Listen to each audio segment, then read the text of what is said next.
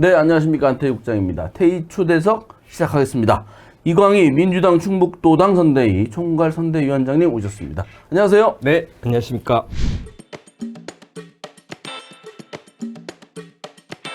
선거철인가 봐요. 유니폼도 딱 입으시고. 네. 그 앞에 단표체는 뭡니까? 이거 선거사무원으로 이거 없으면은 이 옷을 못 입습니다.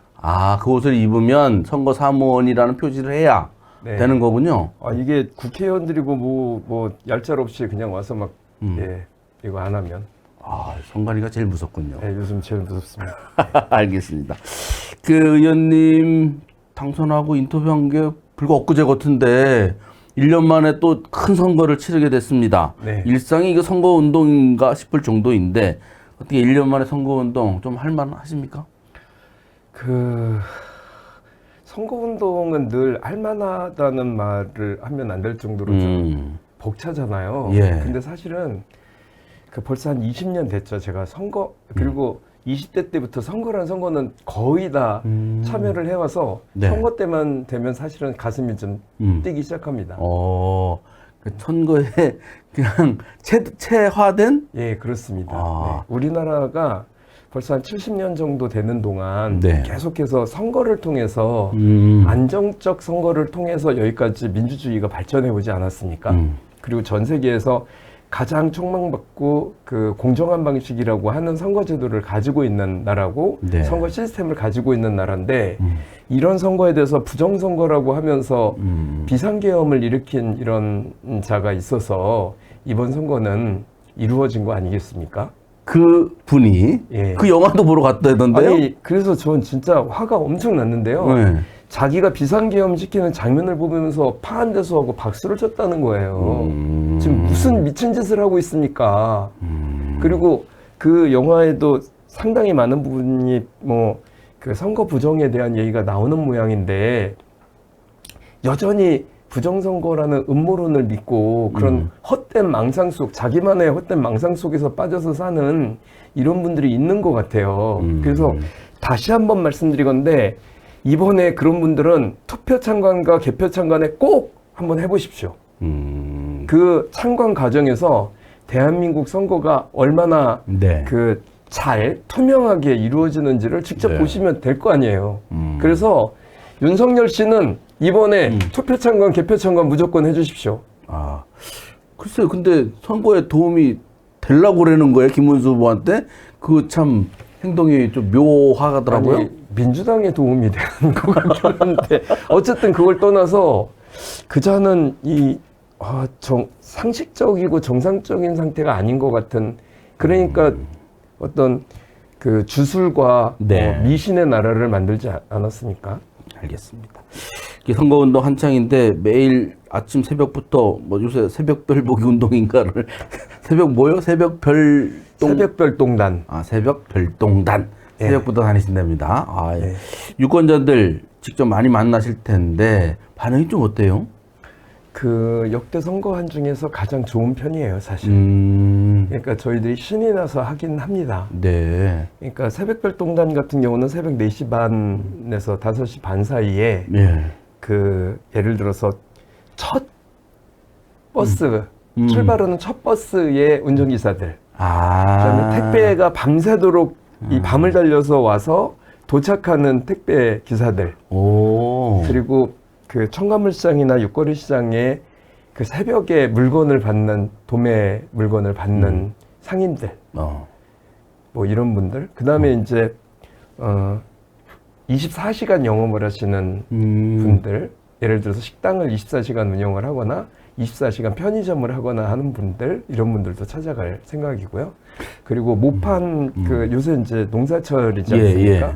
그러면 이제 해가 뜨기 전까지 다 일을 끝내야 되기 때문에 새벽에 나오시는 분들, 이런 농군들을 대상으로 해서 찾아가는 이런 선거운동 전략을 지금 선보이고 있는데 이게 전국 뉴스에도 날 정도로 좀 쏠쏠하게 반응이 옵니다. 반응이 좋겠네요. 새벽에 자기 일 이렇게 하고 있는데 누가 갑자기 나타나서 자기 또 잘 고생하신다고 말씀도 하시고 그러면 반응이 좀 바로바로 오겠네요. 또 조용하고 하는 시간이라. 그 시간에 이렇게 움직이는 사람이 많습니까? 생각보다 많습니다. 그래서 저도 이제 첫날 나갔다가 그 운전기사, 그러니까 버스 운전기사들 네. 이제 휴게실에서 아침에 이제 졸린 눈을 비비고 오셨을 거 아니에요. 네. 그래서 이제 진한 그 커피를 한 잔씩 마시는데 이제 거기 가서 얘기를 같이 해보는데 그분들을 관심이 되게 많습니다. 일단. 아 그래요? 네. 알겠습니다. 그분들 MBC만 트는 거 아닌가? 관심이 많아지면. 네. 참, 그, 생각났네요? 그 국회 목욕탕에, 그, MBC에 자꾸 틀어놔서, 그때 누구였지? 권성동 예. 의원이 23번을 틀었다고. 그걸 가지고 또 뭐라고 하길래, 야, 이게 무슨 국회 목욕탕에 채널 주도권 싸움이 벌어졌나. 네. 근데 MBC에 틀어놓은 분이 의원님이라고 본인이 얘기하셨죠. 아, 그때가 이제 12.3 내란 이후부터 MBC가 하루 종일 뉴스 채널처럼 사실은 그랬죠. 예. 방송을 했는데 다른 방송들, 그러니까 MBC하고 CJB 정도하고 진보적인 그 어떤 유튜브 매체들을 제외하고 나머지는 그 내란 세력하고 그 이제 헌법 옹호 세력하고를 똑같이 5대5로 균형적 그 어떤 뭐 이렇게 보도라고 하나요? 아. 그걸 균형이라고 하면 기계적 안 중립. 되죠. 기계적 표현이죠. 중립, 예, 기계적 중립을 그렇게 해서 하면 유시민 씨가 얘기했던 유시민 작가가 외계인이 와도 진구인과 싸워도 5대5로 그 기계적 중립을 할 사람들이라고 하는데 그러니까 절대 해서는 안 돼. 어떻게 강도질하던 사람하고 강도 피해를 보는 사람하고 5대5로 기계적 중립을 하는 게 말이 안 되는 거잖아요. 그래서 이제 MBC를 주로 아침에 가면 뚫어요? 예, 이제 새벽 목욕을 제가 네. 5시 타이밍에 가니까 일찍 목욕 가시네. 예, 그래서 국회 목욕탕에 가서 MBC를 틀어놓고 보고 있다가 제가 나올 무렵에 권선동 원내대표가 와요. 그러면은 사실은 이제 제 성격이 좀 까칠한 편이어서 뭐 그 사람들은 마치 아무 일도 없는 것처럼 안녕하십니까 오늘 저는 그 꼴을 보기가 싫어가지고 안녕하십니까 이러면 아래 위로 그냥 훑기만 했죠. 그러니까 자기도 기분이 되게 인사를 안 하고 그러니까 기분이 나빴었는데 더군다나 탕에 들어가서 보면 MBC만 맨날 틀어져 있으니까 그렇다고 그래서 그래 자기네 그 저기 원내 회의 때 그 공식적인 자리에서 그런 얘기를 하면 안 되지. 글쎄. 더군다나 더 신경질 나는 건 그 네. 얘기를 자기가 기분 나쁘게 맨날 그 MBC를 틀어놓는 사람이 있는데 요즘 국회가 이게 뭐가 없어졌다 이렇게 하고 있는데 옆에서 대표님 제가 틀어놓겠습니다 YTN 이러면서 두 병이 그 소리가 다 나오더라고요 그 방송에. 그래서 내가 짜증나가지고 바로 올렸죠. 그 사람이 나라는 거 알고 있지 않냐? 그 사람이 나다. 초선위원회 목욕탕 채널 승리네요. 네. 그 이후로는 지금 어디 틀어져 있어요? 사실은 제가 가면 제가 MBC를 보고 있는데 다른 국힘당 의원들이 온다 그러면 절대 이렇게 근처에를 안 옵니다. 일단 안 오는구나. 냅둬. 가시고 난 다음에 어떻게 되는지 몰라도. 제가 끝나고 나서 간 다음에야 알아서 하는데 제가 있는 동안에는 아무도 손을 못 댑니다. 목욕탕 한 시간 계실 때는 확실하게 목욕탕 이게 대첩을- 리모컨을 꽉 잡고 계시는군요. 목욕탕 대첩에서는 제가 질 수 없다. 그거 되게 그 궁금했었어요. 그 얘기를 왜 그거 궁금했었어요. 근데 갑자기 그 얘기 왜 튀어나왔지? 그랬습니다. 아까 CJB 말씀하신 건 CBS인 것 같으네요. CBS. MBC, CBS. YTN. 그러니까 네, 알겠습니다. 하여튼 하여튼 유권자들 반응이 좋다 얘기고 그죠? 네. 그다음에 지금 이게 보니까 도대체 지금 방송이 제대로 가는 겁니까? 제대로 가고 있습니다. 새벽부터 이렇게 일을 하시니까 이게 힘드시죠? 진짜. 네, 저희 그래서 잘 알아서 편집할 때니까 걱정하지 마시고. 예, 새벽 별동대들이 죽으려고 합니다 지금. 글쎄 별똥 다 떨어지겠어요. 근데 며칠 안 남았으니까. 며칠 안 열심히. 남았다니요. 아직 13일 남았습니다. 그렇게 선거 기간이 긴지. 평상시에 우리 국회의원 선거 기간이 13일입니다. 그럼 거의 그거의 2배. 13일에 7일 더. 7일 아니지. 9일 더네, 그죠? 네. 거의 2배 가까이니까 엄청나게 힘드시겠어요. 밥도 좀 같이 좀 맛있는 거 드시고 하십시오. 지금 질문입니까? 아니, 그렇게 하시라고. 지금 방송이 제대로 가는 하시라고. 잘 가고 있어.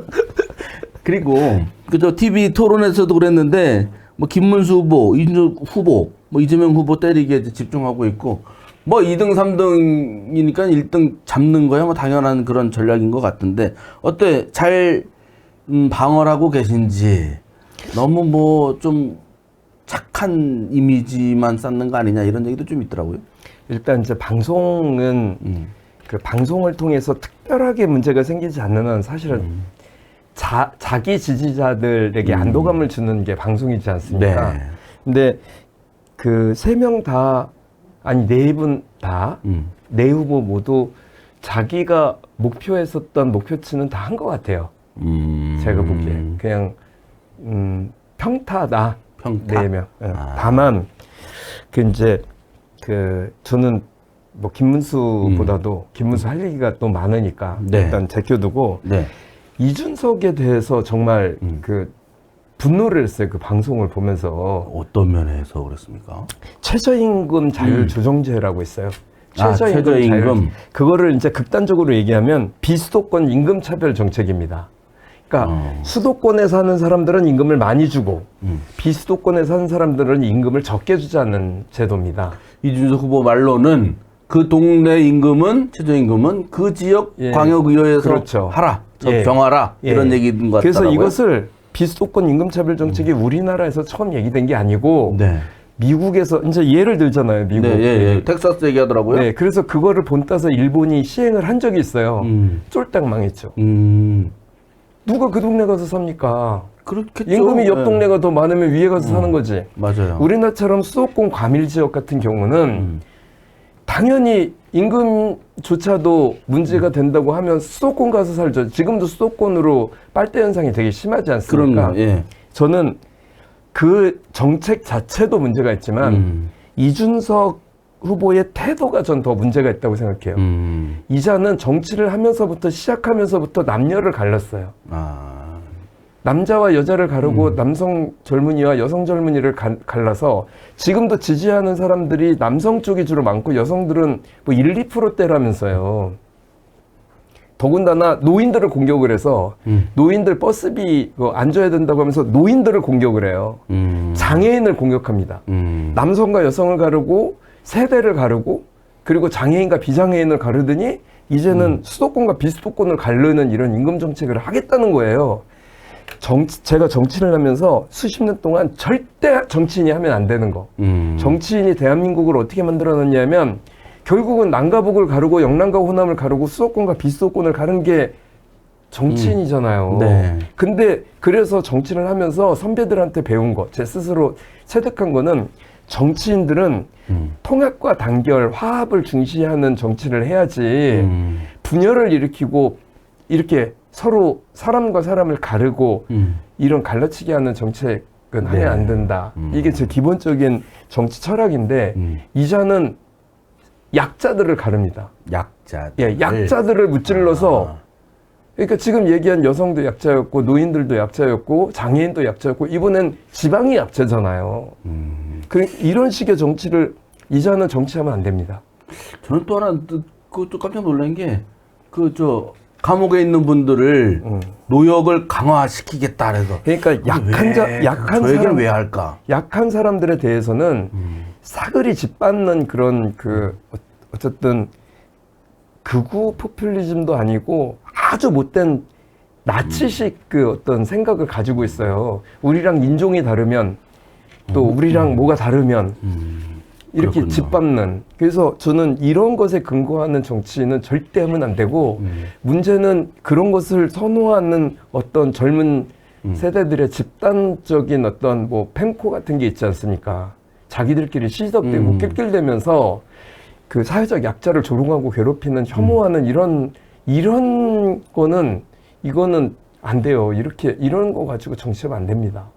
제가 그래서 시간을 좀 들여서라도 이 얘기를 하는 건 아무리 대통령 선거가 좋고 이런 선거 과정이 중요하다고 하지만 이런 식의 것을 너그럽게 그냥 흘러보내는 이런 태도야말로 좀 문제가 있다고 생각을 했어요. 알겠습니다. 이준석 의원이잖아요. 목욕탕에서 봤습니까? 목욕탕 잘 안 옵니까? 목욕탕 안 오는데요? 제가 목욕탕에서 본 적은 없는 것 같아요. 낮에 가든가. 아니 집이 저 서울이면은 굳이 올 필요가 없죠. 그렇게 했군요. 알겠습니다. 그리고 우리처럼 그 농성을 하거나 뭐 이런 적도 없고 담을 넘어서 뭐 들어오거나 이런 적도 없고 큰 소리 치던데 못 들어가게 한다고. 못 그때? 들어가게 한다고 그래서 담 넘어서라도 들어가죠라고 자기 보좌관이 했더니 닥쳐. 아 그렇게 됐습니까? 네, 그거잖아요. 닥쳐 임마. 아 이게 그 말이잖아요. 알겠어요. 그리고 지금 어젠가부터 갑자기 민주당에서 선거 낙승 이런 표현하고 그러면은 뭐 문제를 삼겠다 이런 얘기가 있다던데 꼭 보도에도 됐더라고요. 근데 이게 민주당의 그런 언행 자제령이라고 할까? 이게 뭐 엄살인지 아니면 뭐 표정 관리인지 실제로 뭐 뭔가 느낌이 안 좋아요? 어때요? 지금?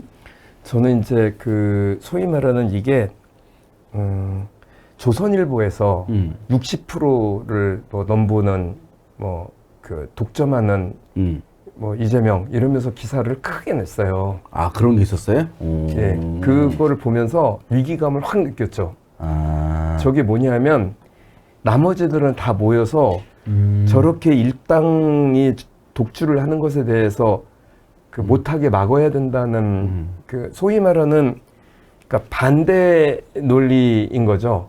저렇게 될 수 있으니 뭉쳐라. 뭉쳐라. 예. 아, 그래서 그런 거로 생각을 그 이제 했다는 그 시점이 그때거든요. 아. 그다음에 두 번째는 그 박지원 의원이 늘 강조하는 게 있어요. 그 전쟁과 골프는 대가리 쳐들면 죽는다. 맞아요. 네네. 네. 저도 그분한테 듣기 전부터 선거는 머리 쳐들면 무조건 진다. 이런 네. 생각을 가지고 있어요. 근데 현장에서 지금 이제 얘기한 대로 지금 얘기 전체적으로 하는 거 보면 우리가 지금 머리 쳐듭니까? 뭐 그렇지는 않은 것 같은데. 역대 가장 열심히 한다고 말씀드렸잖아요. 새벽부터 밤늦게까지. 우리가 밤늦게 그 서원구는 안 하는 이유가 우리는 밤늦게 갈 술집이 없어요. 아 서원구? 예, 서원구는. 근데 함덕구 같은 경우는 밤에 술집이 많단 말이죠. 많죠. 이현희 의원을 위시한 그쪽 동네는 밤늦게 공략을 합니다. 아.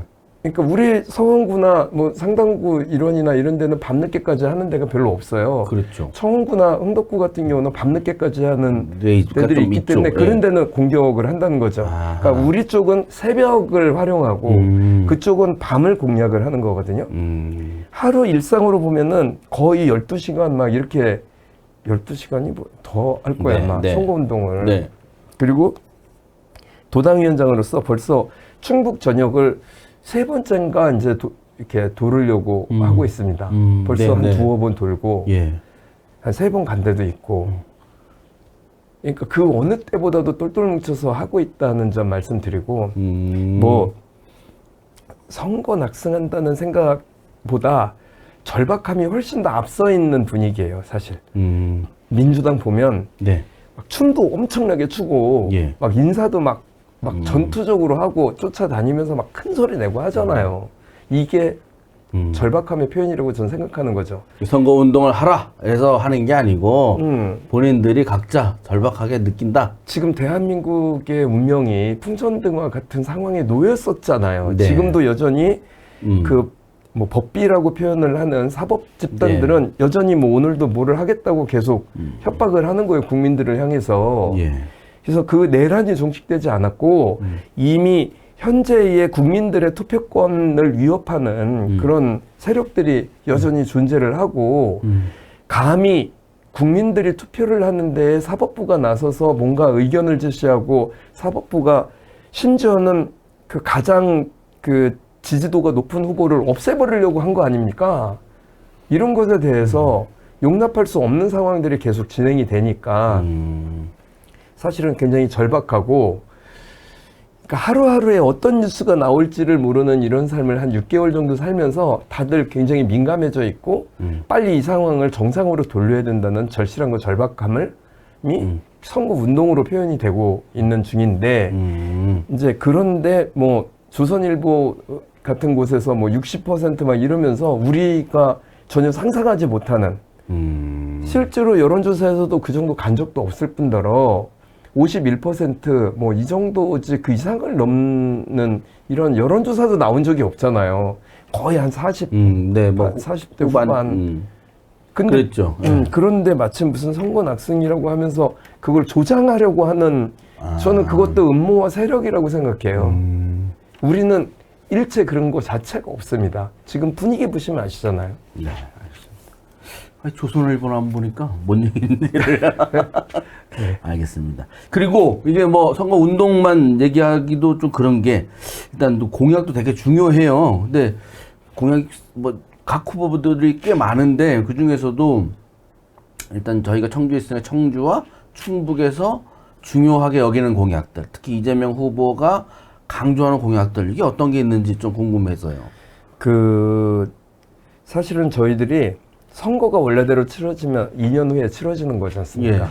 근데 저희 22대가 출범하면서 저희 국회의원들끼리 지역별 모임을 만들었어요. 네. 근데 충대세라고 충청남도, 충청북도, 그다음에 대전, 세종, 그렇죠. 북구서 충대세라고 네. 28명의 의원이 거의 한 달에 한 번씩은 계속 토론회를 해요. 네. 어떤 정책으로 충청권 전체에 서로 충돌나는 거는 서로 협의하기도 하고 이렇게 해서 만들고 있었는데 갑자기 대선이 이루어지게 된 거예요. 근데 그러면서도 사실은 저희들이 준비해 놓은 그런 그 공약이나 이런 건 있었거든요. 네. 그런데 이재명 후보가 굉장히 독특한 정치인이에요. 그러니까 경기지사 할 때나 성남시장 할 때 공약의 90%를 완료시키는 사람이에요. 그래서 이번에도 저희들이 만들어서 막 올렸는데 네.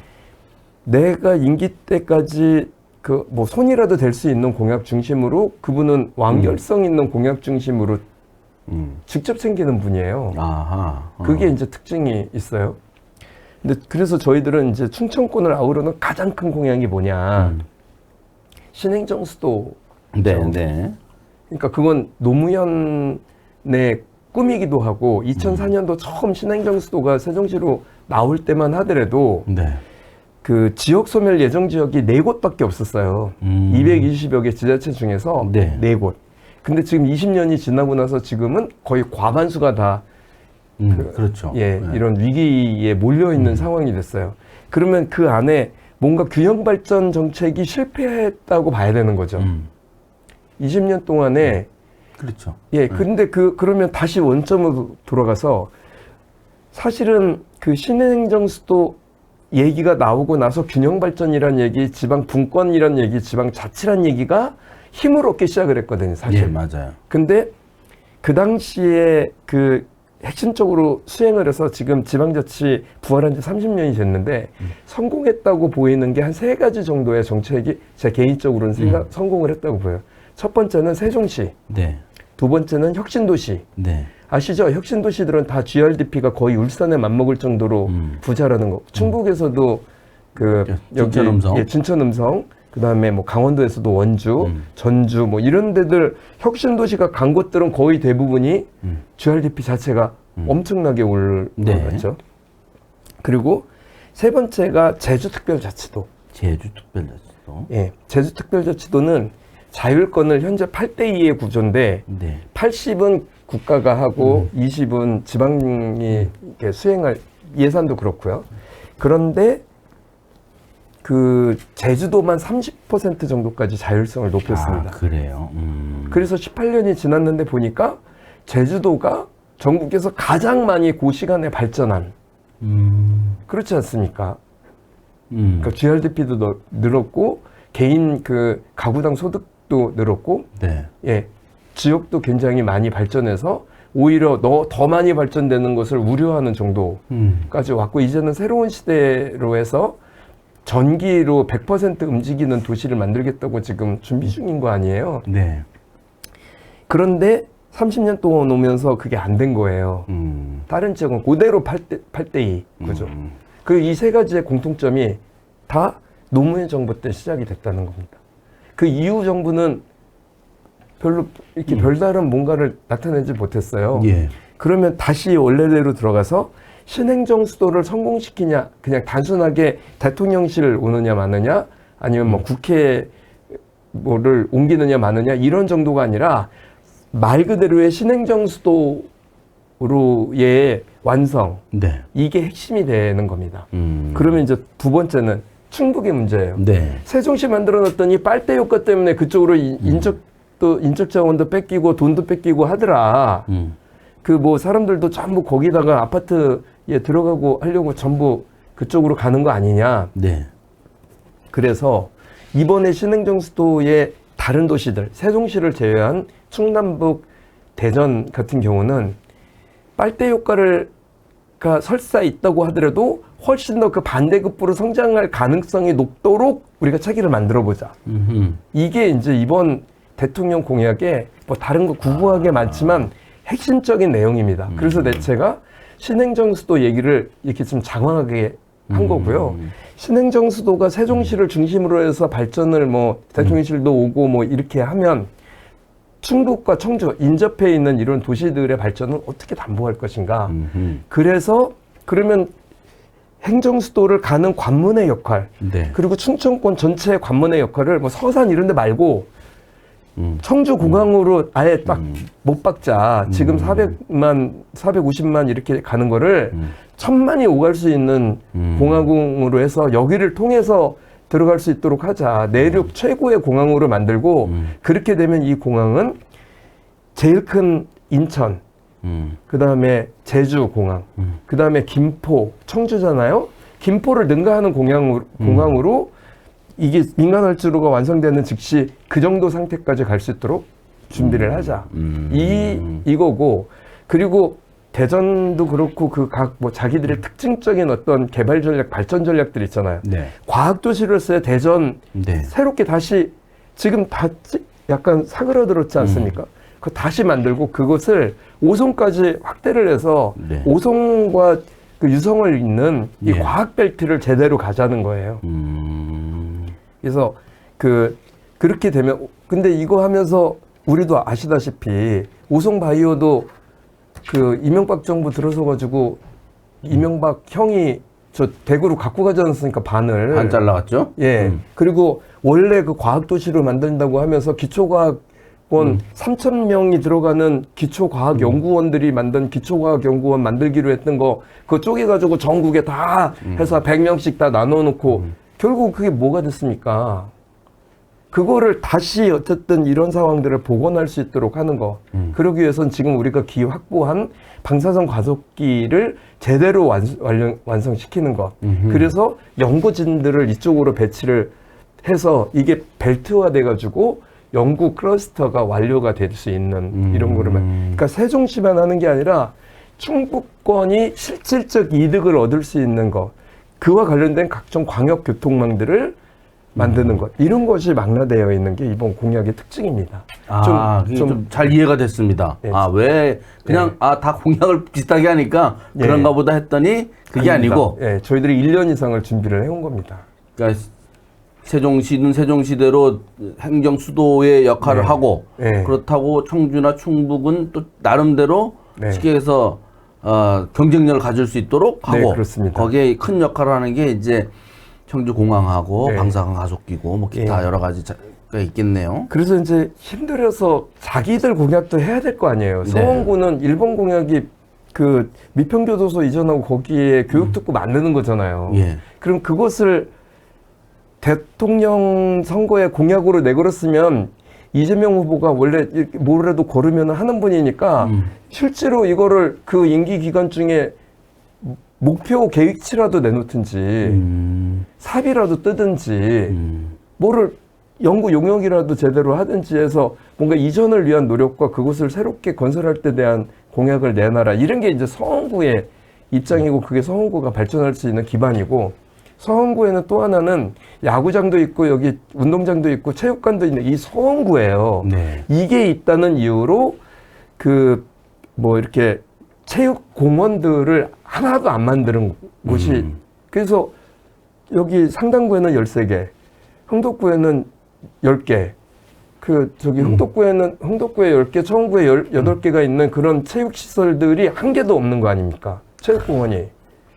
그래서 그러면 얘기 더 해도 돼요? 아니요. 제가 볼 때 깨알같이 또 서원구로 돌아갔어. 아니 그래서 그 이제 야구장 얘기를 하시니까. 그러니까 제가 이제 궁금한 게 그거였어요. 아니 김영환 지사랑 이범석 시장이 프로야구 지금 유치 못해가지고 난리 필 때 뭐 야구장도 짓겠다 뭐 이런 좀 얘기했는데 그런 거를 이재명 후보 공약에 있더라고요. 네. 그래서 아니 김영환 지사랑 친한가? 뭐 이런. 그래서 그런 속에서 저희들이 생각을 한 겁니다. 현재 체육관이 50년이 됐어요.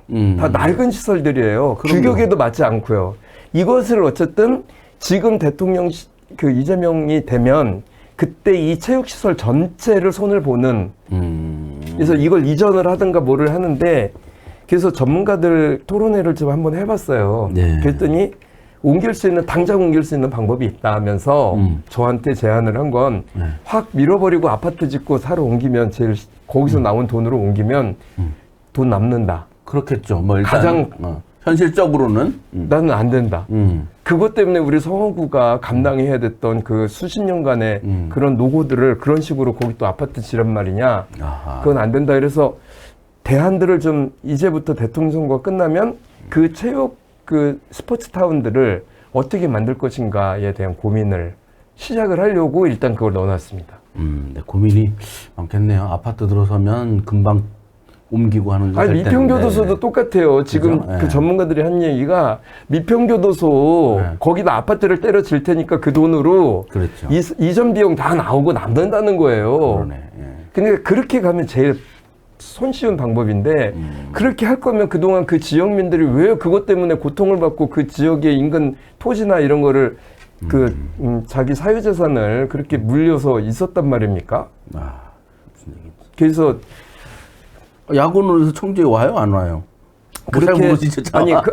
의원님한테 물어볼 게 아닌데. 아니요. 네. 그렇게 해서 야구장을 새로 신설하는 거는 4명의 국회의원들이 저희들이 다 합의가 야구장 신설을 하게 됐어요? 야구장 신설을 하자. 오. 그래서 지금 있는 전체적으로 근데 어디다가 질 건지 현재 거를 다 부시고 다시 질 건지는 이제 지금부터 논의를 하자는 거고 야구장을 다시 짓면서 저는 한 가지를 더 붙였어요. 네. 야구장을 다시 지면 한화 측에 얘기를 해서 네. 한화의 2군들이 저쪽에 서산에 가 있거든요. 아. 2군을 우리 청주로 끌어오는 것을 요구를 해보자 한번. 이거는 이제 이때부터 뭐 그럴 수 있죠. 상상의 예. 영역입니다. 예. 그래서 1군들 그 프로야구를 20경기 정도 그에 가깝게 하도록 하고 2군들이 상시적으로 여기서 경기를 할 수 있도록 하는 그런 청주를 기왕에 만드는데 그렇게 가면 어떠냐.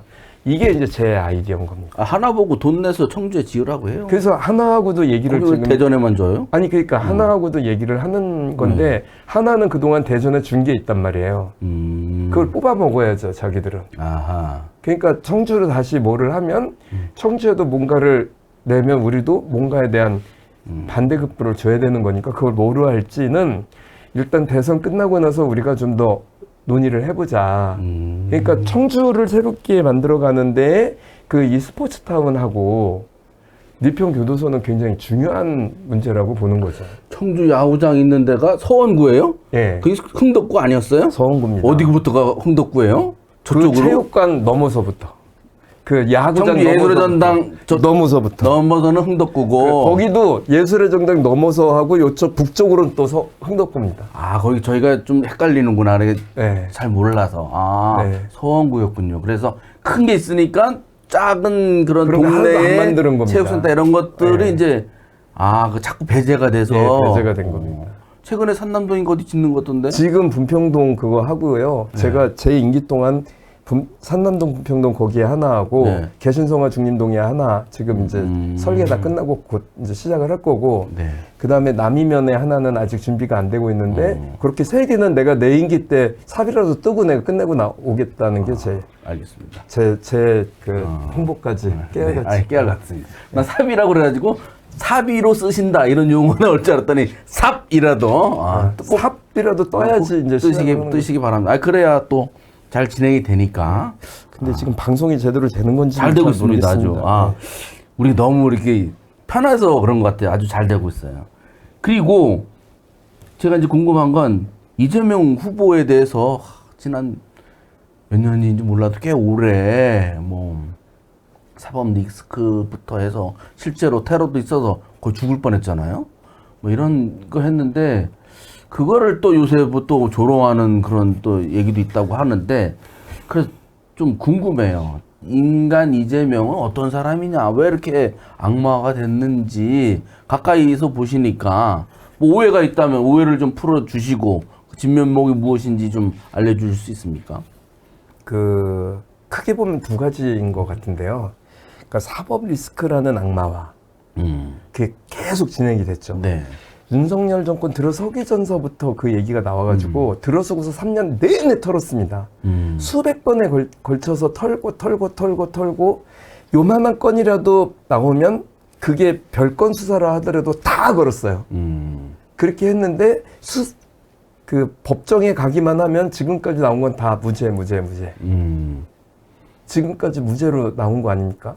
그 정도. 그리고 대한민국에서 역대급 알 수 없을 만큼 최대의 많은 검사들을 동원해서 30년 동안 네.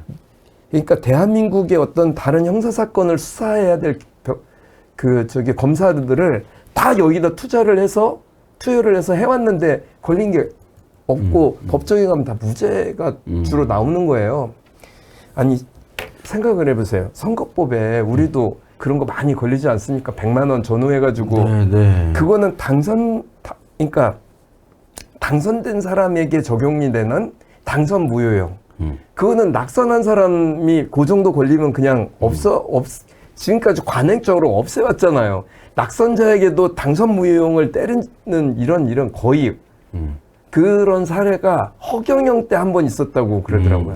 네. 왜 그러냐면 그분이 약간 사기성이 농후한 범죄를 저질러서 그랬죠. 그분과 관련돼서는 그랬는데 그 외에는 그 사례 외에는 없어요. 근데 그런 예외적인 사항들을 다 이재명에게만 들이대면서 사법 리스크라고 지금까지 해오지 않았습니까? 그러니까 이렇게 나쁜 사람이다. 예. 이렇게 법을 어긴 사람이다라고 네. 계속 주입을 시킨다. 계속 주입을 시켰죠. 그런데 지금까지 드러난 거나 이런 게 없고 사법부 내에서도 결과적으로는 무죄를 주는 형태로 나왔단 말이에요.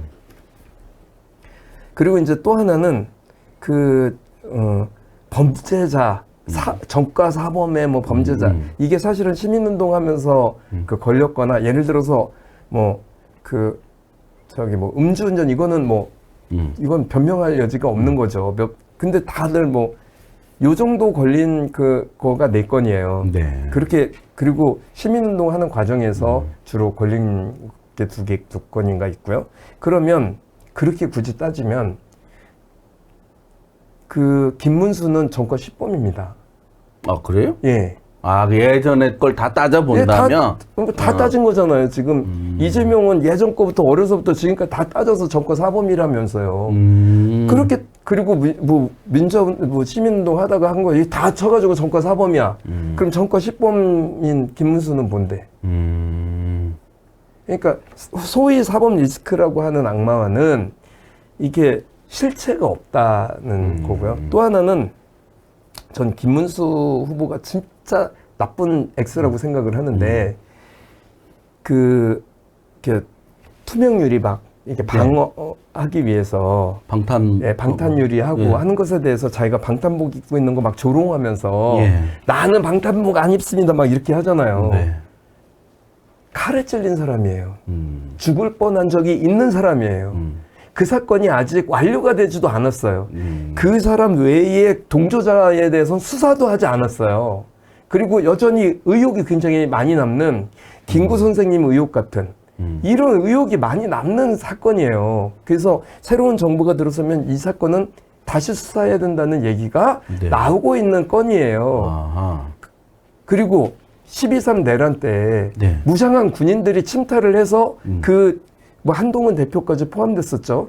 대표들과 우원식 의장까지 납치하라는 그런 지시와 명령이 떨어졌었던 일이 있었어요.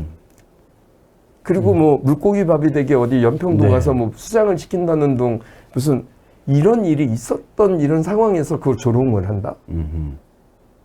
그 안전 문제를 국민들이 걱정을 하는데 그에 대해서 상대방 후보가 그런 식으로 조롱을 한다? 이 여자야말로 악마 아닙니까?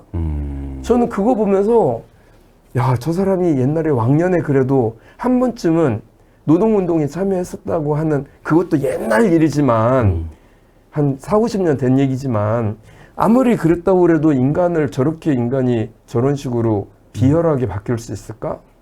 저는 흥분할 수밖에 없어요. 이 소위 그 사법 어쩌고 하는 거에. 그래서 이재명 후보 가까이 보시잖아요. 스타일이 어때요? 예. 이게 뭐 농담도 잘하고요. 잘 웃고요. 그러니까 우리끼리 있을 때는 그렇게 재밌고 좋은 사람이에요. 저 처음 당선되자마자 우리 워크숍 할 때 내 옆자리에 앉아가지고 막 깔깔대는 거 그거 짤로 많이 다녔잖아요. 그때 해피리면 내가 전화 들고 있어가지고 제 아내가 왜 해피리면 대표님하고 찍는데 옆에서 전화를 하고 그때 마침 제가 전화를 하고 있는데 옆에 앉으신 거거든요. 그게 반대가 아니고 억울합니다 정말. 아, 그랬군요. 그래서 거기 앉아가지고 또 뭐 그 얘기도 그때부터 이제 처음 대면을 가깝게 해서 얘기를 좀 해왔고 하고 싶은 얘기는 되게 많은데 사실은 인간 그적인 점에서 되게 호감 가는 사람이에요. 호감이 가고 예. 유쾌하고 예, 그래서 재밌고 그래서 이제 회의를 막 하고 있으면 화장실 가려고 나와서 밖에 앉아서 막 있잖아요. 그때 빵 먹어가면서 뭐 커피 한 잔 마셔가면서 농담도 하고 그러거든요. 근데 그렇게 유쾌하고 재밌어요. 네. 그래서 그게 참 인간 이재명을 더 얘기를 해야 되는데 어쨌든 김문수 후보 얘기하다가 지금 그러니까 갑자기 김문수 얘기하다가 정말 아니 지금 이재명 방송 잘 후보를- 되는 거예요? 잘 지금? 되고 있어, 잘 되고 있어. 아이고, 아니 이재명 후보 얘기하니까 갑자기 김문수로 갔다가 다시 돌아올래니까 이게 안 잘 안 돼요. 됩니다. 예, 안 그죠? 돼요. 예. 어쨌든 그 재미있고 유쾌하고 솔직하고 뭐 이런 말씀하고 싶은 거잖아요, 그죠? 네, 아니, 다정합니까? 아유, 그러니까 그분은 그러니까 성정 자체가 예를 들어서 같이 무대 위에 올라가잖아요. 네. 그럼 무대 위에 올라간 사람을 꼭 소개하고 자기만 얘기하는 게 아니라 다른 사람을 배려하는 게 몸에 배어 있어요. 그러니까 그런 사람들은 일단 품성 자체가 되게 잘 돼 있다는 걸 의미하거든요. 자기가 무슨 자리에 올라가면 누구는 왜 뭐 신전 운영 기사 이런 사람들까지도 누구 어디 갔어요? 뭐 이렇게 찾는 이런 스타일이에요. 그러니까 그동안 많은 분들이 이재명에 대해서 악마화되고 있는 이런 모습 말고 그 뒷모습은 굉장히 그 소탈하고 다정다감한 스타일이면서 당한 게 하도 많아가지고 그 대신 자기에 대해서 엄청나게 경계를 많이 해요. 자기 스스로 그런 어떤 거를 벗어나지 않기 위한 노력? 이런 게 어마어마하죠. 트라우마인가 예, 봐요. 그런 것 같아요. 저는 TV 토론 보면서 하나 좀 인상적인 것은 이재명 후보는 거의 카메라를 보고 얘기하더라고요. 뭐 이렇게 뭐를 주장하라고 엄청 하면. 똑똑해요. 근데 다른 분들은 좀 이렇게 보기도 하고 뭐 그랬는데. 아니 정책 얘기를 하잖아요. 그럼 어떻게 저런 거를 다 알지? 그럴 정도로 깜짝깜짝 놀랍니다, 아주. 그러니까 칭찬하라고 자꾸 제가 애드립을 넣어드렸어요. 네, 그런. 아까 왜 김문수를 가다가 하는 건 방송 지금 잘 되는 건지 잘 모르겠는데 너무 되고 편해가지고 지금. 잘 되고 있습니다. 지금 걱정이네. 자, 이제 시간도 다 됐어요, 이제. 그래서 며칠 안 남았다 그러면은 또 이제 언짢으실 때고. 그리고 13일이나 남았다고요. 네. 13일이나 남았답니다. 새벽을 앞으로도 12일은 다니셔야 되겠네. 네. 아유, 좀. 몸 건강하게 잘 하시기 바라고, 우리 가구 또는 뭐 유권자들께 뭐 당부 말씀 있으시면 해주시죠. 지금 우리 그 도당에 있는 거의 모든 자원들을 톡톡 털어서 인적자원, 물적자원 다 털어서 정말 쓰고 있고 통합선대위 만들면서도 그 뭐 과거에 민주당을 위해서 헌신복무하셨던 모든 분들을 다 집어 넣어서 지금도 그 어저께도 이시정 지사 뭐 무슨 그 뭐 전 도의회 의장님들 뭐 막 다 다니고 계시거든요. 네. 뭐 이장섭 의원하고 오늘 아침에 아침 인사 어저께 저녁하고 하고 왔다는 거 아니겠어요, 저는? 그랬다면서요? 예. 충주 출신 이인영 의원이 왔다 가고 단양 출신 한정혜 의원이 왔다 가고 또 뭐 저기 이장섭 의원이 제천 출신이니까 거기 가고 윤종군 의원 음성 출신이니까 오실 수 있도록 하고 박범계 의원 또 저기 영동 출신이라고 또 오게 하고 하여튼 저희들이 가지고 있는 모든 전력을 다 쥐어짜서 충북 전역에서 이기는 것 네. 이런 목표로 해서 마지막까지 달려보겠습니다. 네, 알겠습니다. 이장섭 의원하고는 잘 협력이 잘 되고 계신 거죠? 그럼요. 네, 잘 알겠습니다. 개인적으로 친하다고 제가 몇 번 말씀드렸잖아요. 친구시죠? 우리가? 그럼요. 왜 자꾸 아니 이런 게 아니라 이런 질문을 하면 또 그지 오해할까봐 안 해. 그냥 여쭤본 것뿐이 안부를. 네, 그런 거죠? 네, 알겠습니다. 방송 잘 되고 있는지 모르겠네. 진짜. 잘 되고 있습니다. 오늘 또 지금 시간이 많이 지체됐는데 또 선거운동하러 가셔야 돼가지고 여기서 마무리 짓도록 하겠습니다. 하여튼 건강하게 잘 지내시고요. 또 뵙겠습니다. 네, 감사합니다. 고맙습니다.